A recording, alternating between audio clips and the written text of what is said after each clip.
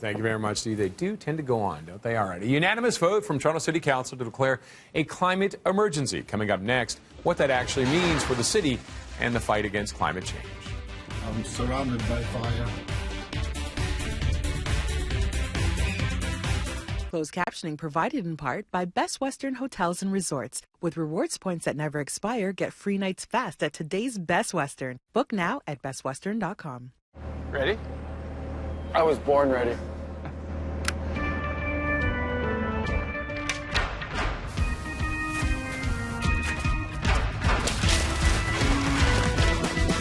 Sid, it's working. Hockey card season is back at Tim Hortons.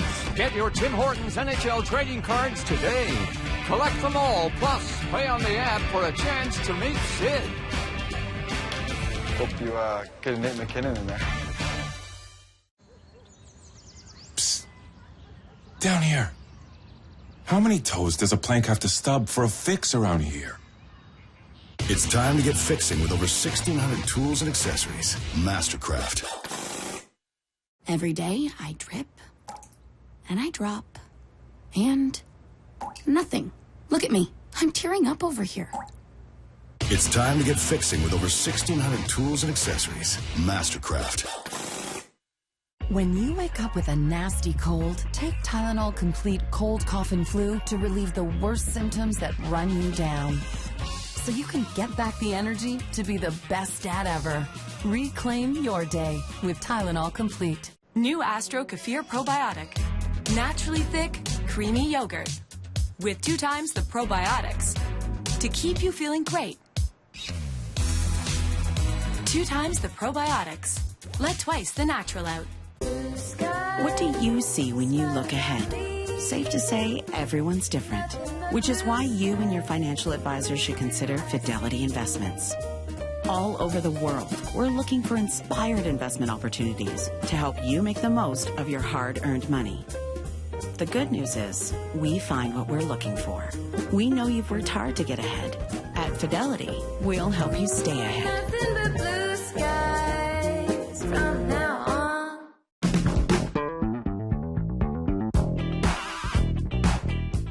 This is the best thing I've ever tasted.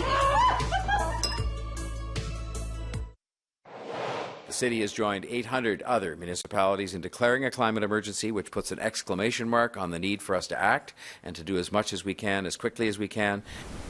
Mayor John Tory speaking yesterday after council voted unanimously to declare a climate emergency.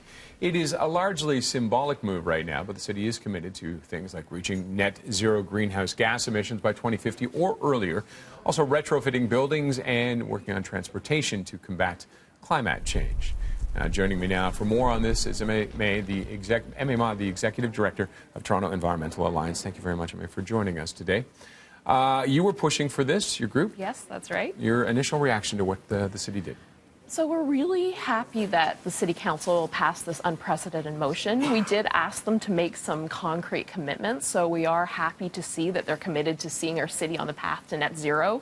So effectively becoming a city that stops making climate pollution and, uses these measures to improve quality of life for residents. Now, one of the things they said was they're going to be exploring options. Are you worried that this is just going to get lost after a while?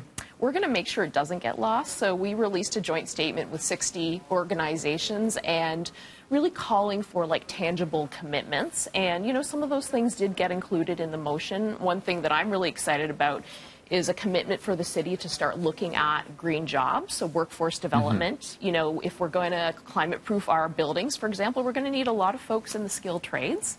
And that can extend opportunities for people that maybe have not had them before. So really excited about that. So it can actually be a win-win. And I think people forget that the green industry is an industry, and there is money to be made in it. When you show people there's an opportunity, they can suddenly turn toward it. Were there some things you would have liked to have seen in that statement from the declaration?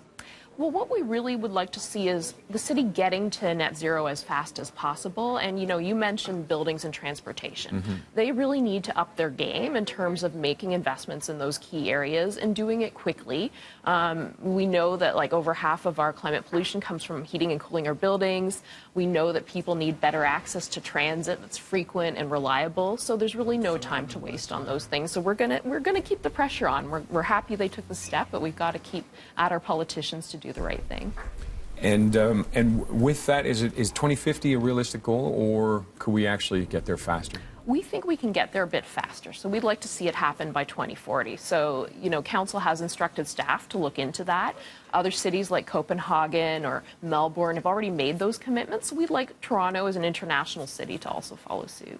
What about from the individual point of view within the city? What can you do to try and make a difference? And I know a lot of people like to throw their hands up and go, well, we're 3% of the population of the world. What difference can we make? Yeah, so in Canada, we do unfortunately have some of the highest per capita emissions. So we can do a lot. I think, looking at our daily lives, and I don't want to tell anyone else what they have to do, but maybe taking transit more often if that's an option for you. Looking at how you can engage in some of these discussions. So Council said that they're going to engage more with Torontonians that are affected by climate change, say due to their housing situation, or maybe they live in a flood area, that kind of thing. So speaking to councillors actually does make a big difference. And you can have an impact on it. Definitely you can. All right, and is there anything else that you would like to see done right now with the council? What's the first thing you'd like to see them do?